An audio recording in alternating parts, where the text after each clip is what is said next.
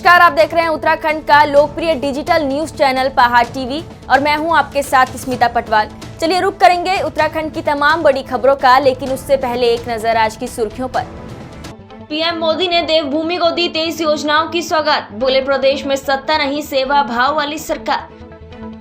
हरीश रावत पर बरसे पीएम मोदी, बोले जिसे कुमाऊं से था प्यार वो क्यों हुए फरार।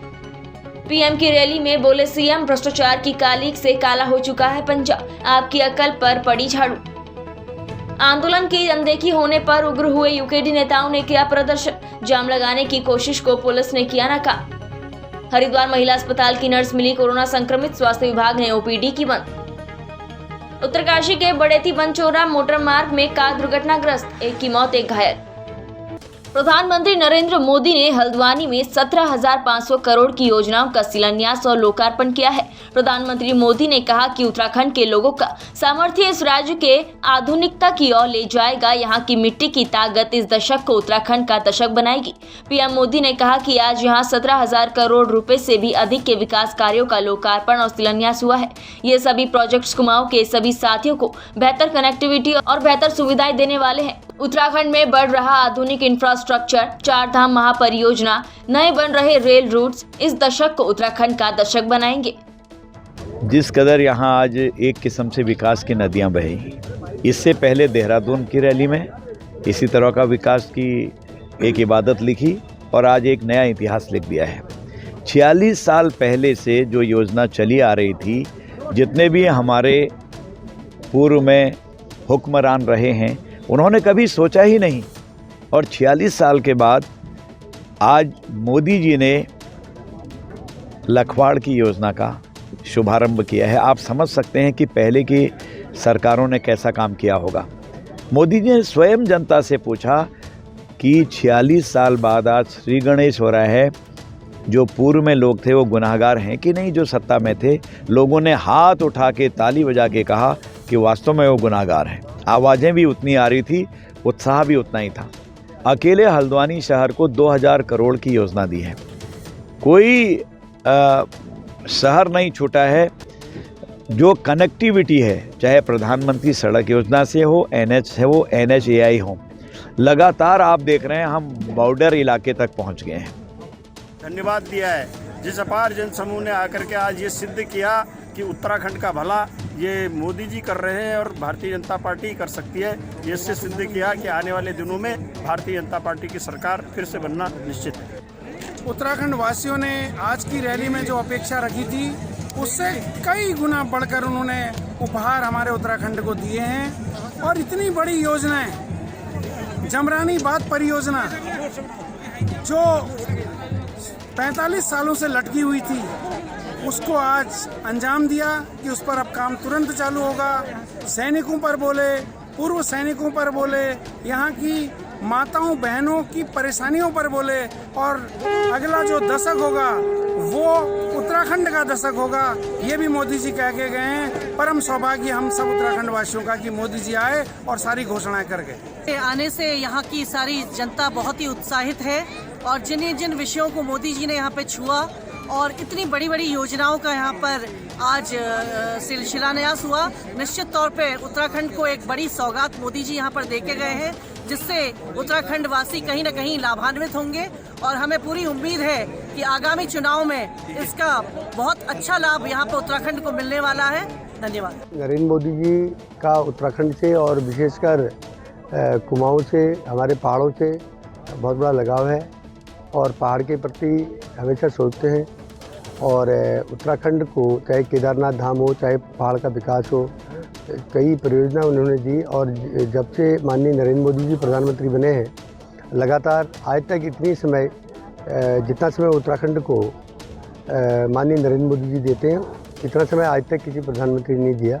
इसलिए पहाड़ों के प्रति और हमारे क्षेत्र के प्रति और उत्तराखंड के प्रति उनका बहुत बड़ा लगाव है और हमेशा यहाँ के लोगों को प्यार करते हैं। और आज की जो रैली कार्यक्रम जनसभा रही, ऐतिहासिक रही। और हल्द्वानी में मुझे इतने साल हो गए, मैं यहाँ डिग्री कॉलेज में रहा कई बार छात्र संघों में, इतनी भीड़ मैंने आज तक नहीं देखी जितनी भीड़ आज नरेंद्र मोदी जी के कार्यक्रम में यहाँ पर हुई है।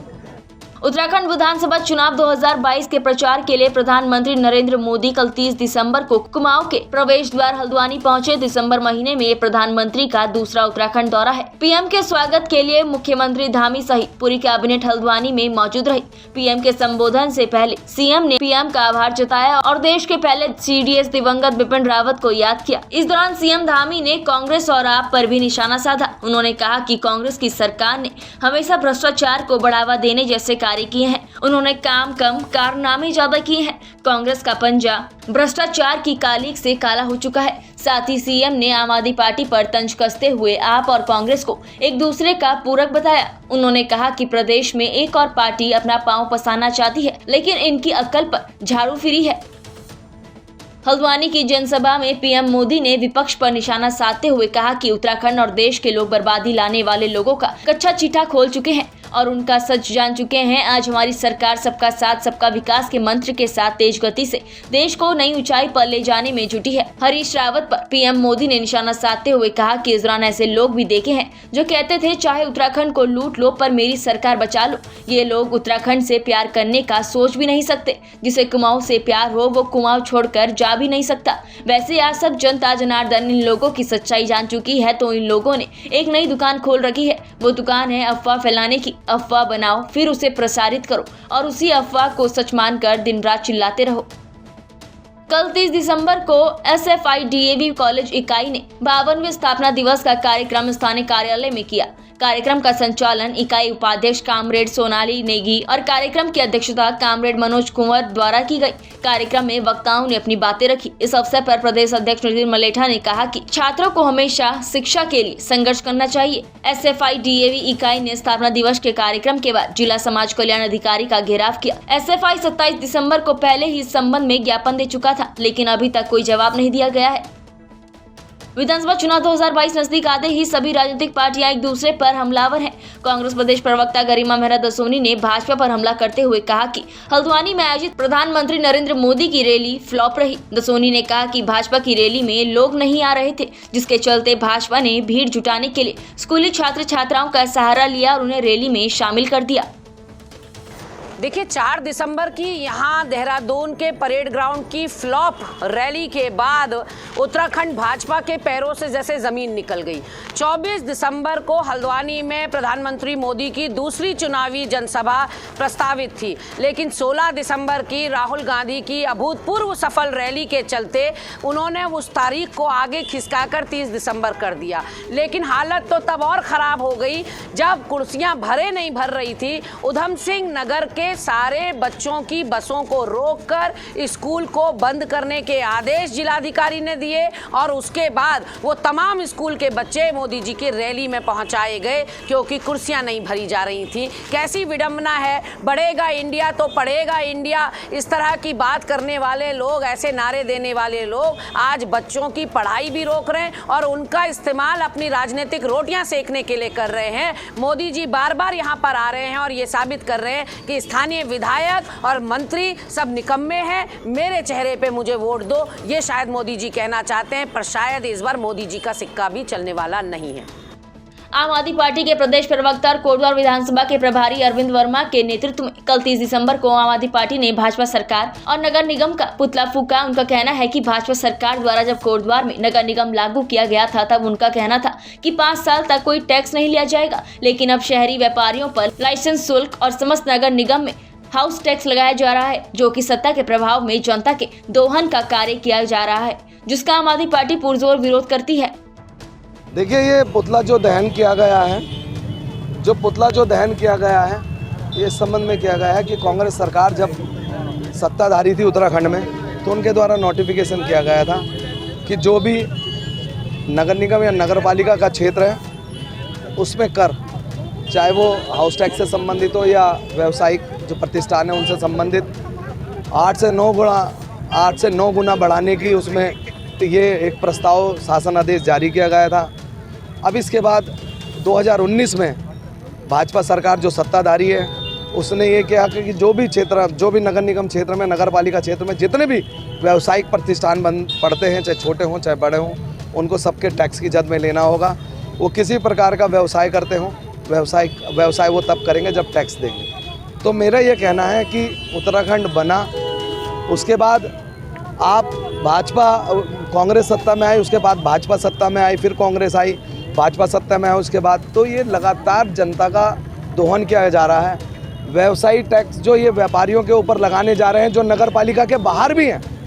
देखिए, एक तो टैक्स की बढ़ोतरी नहीं होनी चाहिए, जो नगर निगम के अंदर भी जो पूर्व नगर पालिका थी उसके अंदर भी जो बाजार है उसकी भी बढ़ोतरी नहीं होनी चाहिए। दूसरी बात, हमारा ये कहना है कि अब जो नगर निगम अब नया स्वरूप लिया है, उसके नगर पालिका के साथ साथ जो नए गांव जोड़कर नगर निगम बनाया गया है, उसमें भी जो व्यावसायिक प्रतिष्ठान पड़ते हैं उनके ऊपर किसी भी प्रकार का व्यवसायिक टैक्स व स्वयं टैक्स, जिसे कहेंगे घरेलू टैक्स, ना लगे।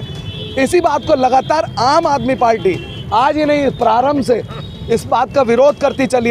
2022 के चुनावों को लेकर सभी राजनीतिक दलों ने अपनी गतिविधियां तेज कर दी हैं। हर कोई अपनी राजनीतिक बिसात को बिछाने के लिए घोषणाएं और दावों की पोटली बांधकर जनता के बीच फिर से नए सब्ज बाग दिखाने की तैयारियों में है। हर विधानसभा की अपनी परिस्थितियां हैं और अपनी अलग ही समस्याएं हैं, लेकिन सालों से सत्ता में रहने वाली सरकारों ने क्या वास्तव में उन समस्याओं का समाधान किया है, या यूं कहें कि सिर्फ चुनावों में मुद्दे बनकर उभरी बुनियादी सुविधाओं के नारे मंचों तक ही सीमित रह गए, या वास्तव में जनता ने जिसको चुनकर अपना प्रतिनिधि बनाया उसने जनता के हितों के लिए धरातल पर कार्य किए हैं। इसका रियलिटी चेकअप काशीपुर विधानसभा में किया गया तो 20 सालों से भाजपा के विधायक रहे हरभजन सिंह चीमा के चुनावी मुद्दे सिर्फ सभाओं तक ही सुनाई दिए, लेकिन काशीपुर की जनता को कभी उन समस्याओं से कभी जनता को निजात नहीं मिली। जलभराव सबसे बड़ी समस्या है, जिसको लेकर आज तक कोई समाधान जनप्रतिनिधियों ने नहीं किया। यही वजह है कि बरसात में काशीपुर जलमग्न हो जाता है और जनता त्रस्त। वहीं सड़कें बदहाल हैं और स्वास्थ्य के क्षेत्र में बात करें तो डॉक्टरों के अभाव में दम तोड़ता सरकारी अस्पताल आज भी ये समस्याओं जस की तस बनी है।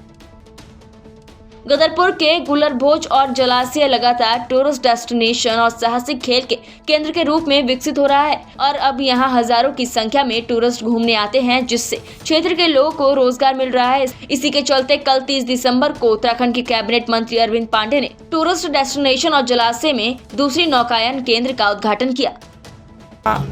एक बहुत अच्छा हमारे प्रस्ताव पे डेस्टिनेशन बनाया गया। हजारों की तादाद में लोग यहाँ घूमने आते हैं, हजारों की तादाद में लोग घूमने आते हैं और सबके लिए मैं कह सकता हूँ कि ये गरीब लोगों के लिए एक बहुत बड़ा पर्यटन केंद्र है। आप सब लोग इसका लाभ उठाएं और बिल्कुल असुरक्षा का कोई भाव किसी के मन में नहीं आना चाहिए। आप बेहिचक यहाँ घूमने आइए, सुबह शाम रात आइए, अपने बीवी बच्चों के साथ आइए, हम आपका स्वागत करेंगे। यहाँ के लोगों को ये किस तरह का रोजगार मिल सकता है यहाँ पर?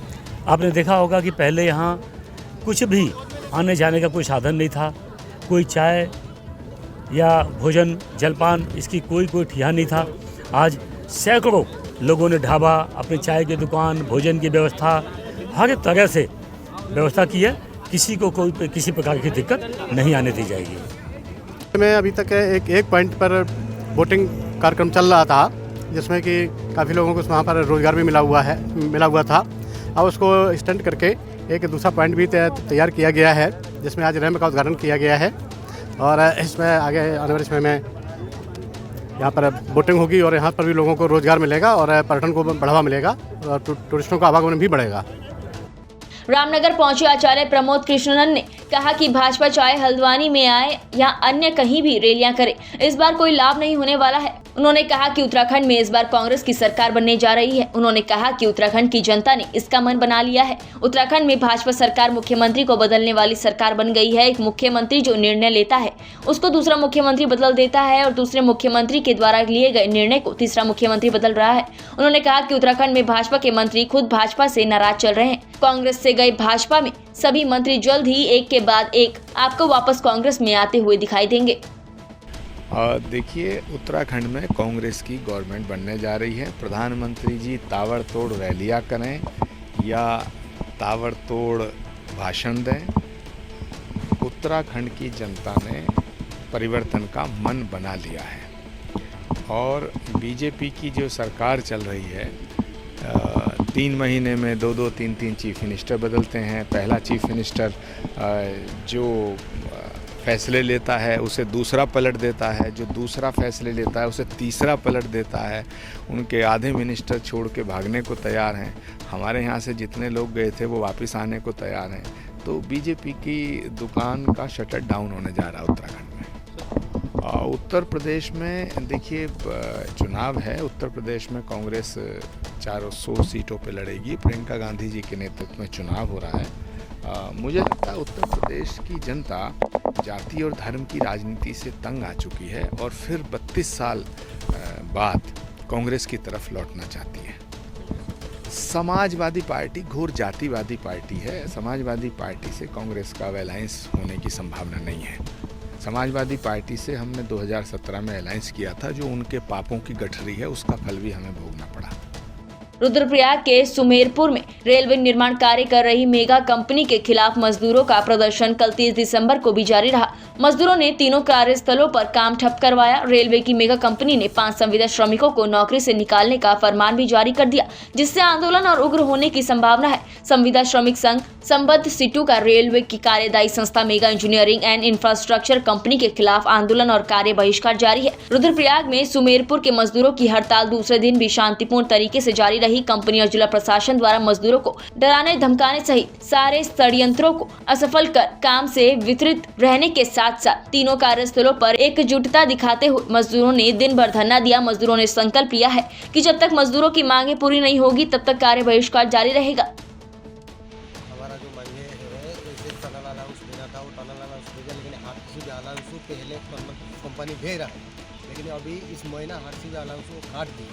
वो बोला इसमें नहीं है कोई, लेकिन हमारा टनल अलाउंस का बाद में आरसीबी अलाउंस वो होता है। जैसे ये रेलवे प्रोजेक्ट है हमारा, ये रह गया क्या बोल रहा है, पहाड़ का इलाके में काम करना है, उसी का होता है आरसीबी अलाउंस। वो आरसीबी अलाउंस देने के लिए कंपनी मना कर दिया। कंपनी जो सुमेरपुर में कार्यरत है एक साल लगातार 1 वर्ष से, और हम यहाँ पे सभी मजदूर भाई तीन दिन से लगातार यहाँ पे हड़ताल पर बैठे हुए हैं। हमारे जो यहाँ पे 10-12 मांगे हैं, उन मांगों को लेकर हम हड़ताल कर रहे हैं। यहाँ पे कंपनी हमारी मनमानी कर रही है, अपनी मनमानी कर रही है, जो कि हमारी कोई सुनवाई नहीं हो रही है, और लगातार 3 दिन यहाँ पर बैठे हुए हो गए, अभी तक कोई कार्रवाई नहीं की गई है।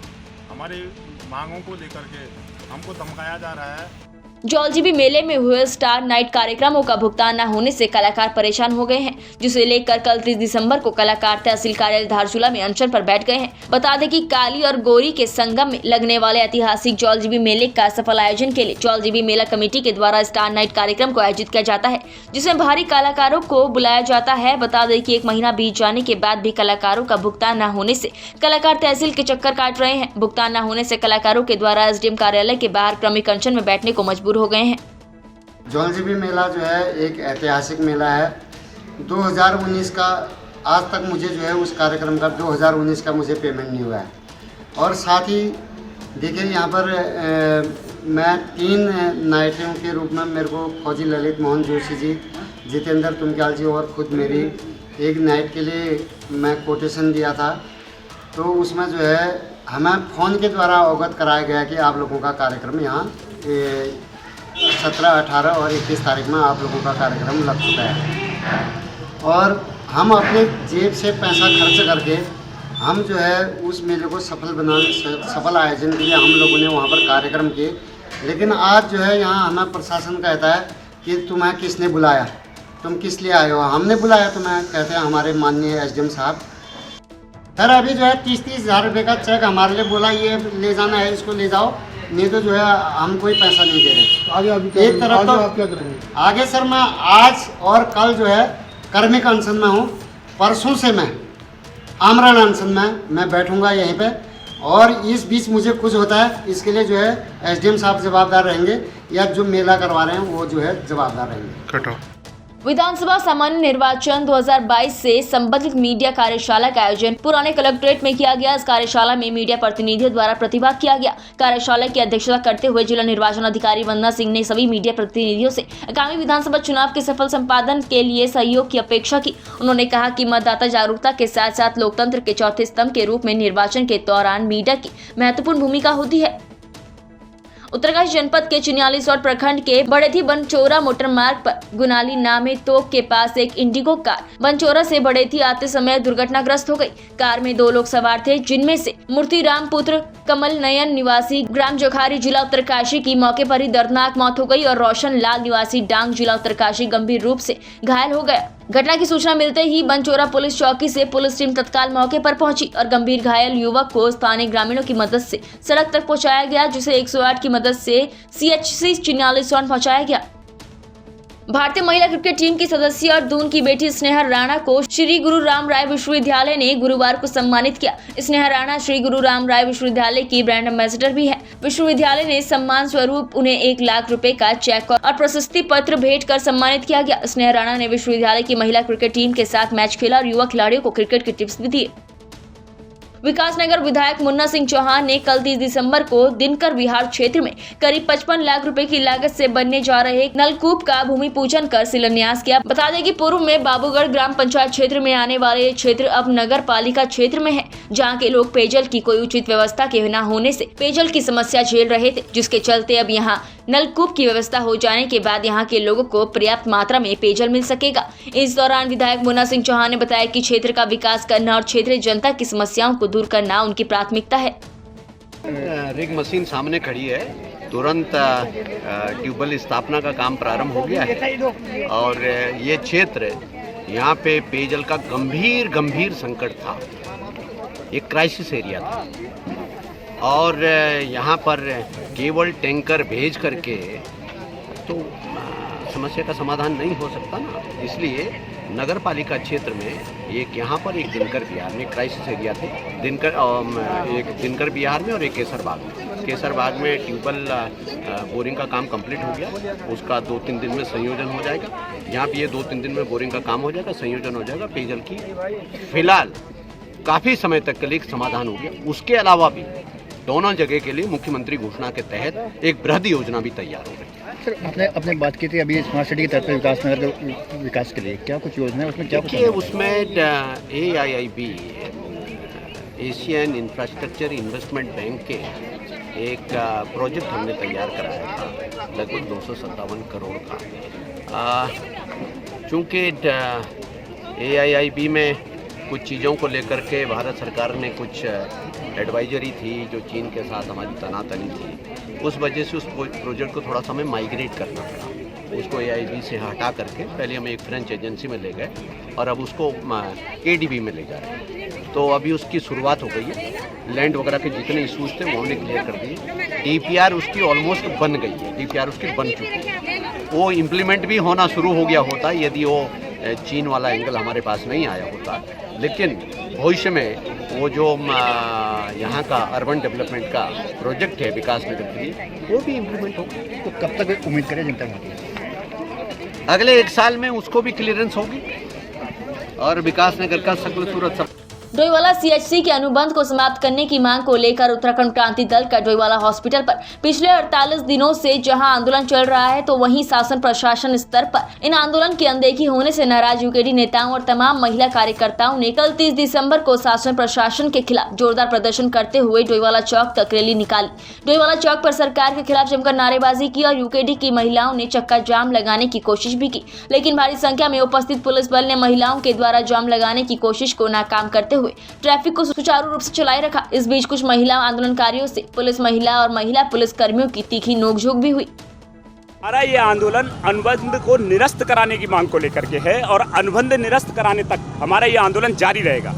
CMO साहब ने अनुबंध को समाप्त करने की संस्तुति की है अपने उच्चाधिकारियों से, लेकिन हम लोगों ने उन्हें 3 दिन का टाइम दिया था कि संस्तुति के बाद से 3 दिन के अंदर यह अनुबंध निरस्त होना चाहिए। आज इसका फाइनल डे है। आज अगर अनुबंध शाम तक अनुबंध निरस्त नहीं होता है तो उसके बाद हम लोग सामूहिक रूप से निर्णय लेंगे कि उसके बाद हमारा अगला कदम क्या होगा। हमारी जो मातृ शक्ति है वो लोग अपने निर्णय पर अडिग हैं। पिछला जो उनका निर्णय था वो यही था कि वो आत्म बलिदान करेंगे, लेकिन CMO साहब के आश्वासन के बाद वो मान गए थे और उन्हें 3 दिन का टाइम दिया था। लेकिन अभी तक भी मेरे ख्याल से रैलियां सारी हो रही हैं, सब कुछ हो रहा है, लेकिन इस अस्पताल को निरस्त अभी तक नहीं हुआ है। तो हम लोग आज दिन तक का फाइनल वेट करेंगे, उसके बाद हमारी मातृ शक्ति ही निर्णय लेगी कि अगला कदम क्या होगा। उत्तराखंड में बसपा 2022 चुनाव को लेकर एक्शन मोड में नजर आ रही है। रुड़की के भगवानपुर में बसपा द्वारा कार्यकर्ता सम्मेलन का आयोजन किया गया, जिसमें बसपा प्रदेश प्रभारी सहित तमाम पदाधिकारी सम्मेलन में मौजूद रहे। इस दौरान भगवानपुर से बीजेपी छोड़ बसपा में शामिल हुए सुबोध राकेश के समर्थन में भारी संख्या में भीड़ सम्मेलन में पहुंची। साथ ही सम्मेलन में पहुंचे कई लोगों ने बसपा की सदस्यता भी ग्रहण की। हरिद्वार स्वास्थ्य विभाग में 2 कर्मचारियों में कोरोना की पुष्टि होने के बाद हड़कंप मच गया है। कोरोना पॉजिटिव पाई गई दोनों महिला स्टाफ नर्स हैं। इनमें से एक जिला महिला अस्पताल और दूसरी मेला अस्पताल में तैनात हैं। स्टाफ नर्स के कोरोना पॉजिटिव आने के बाद महिला अस्पताल की ओपीडी को बंद कर पूरे अस्पताल परिसर को सैनिटाइज कराया जा चुका है। इसके साथ ही मेला अस्पताल में भी सैनिटाइजेशन कराने के बाद तमाम एहतियात बरते जा रहे हैं। उत्तराखंड की तमाम बड़ी खबरों में फिलहाल इतना ही। बाकी खबरों के लिए देखते रहिए पहाड़ टीवी। है बेखौफ उम्मीद का रंग।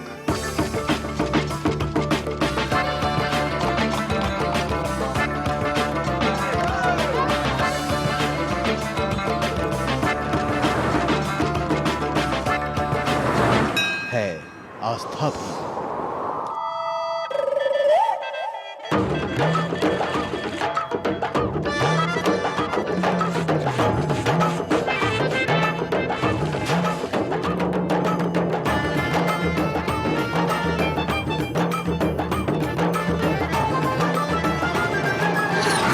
ये है मेरा उत्तराखंड।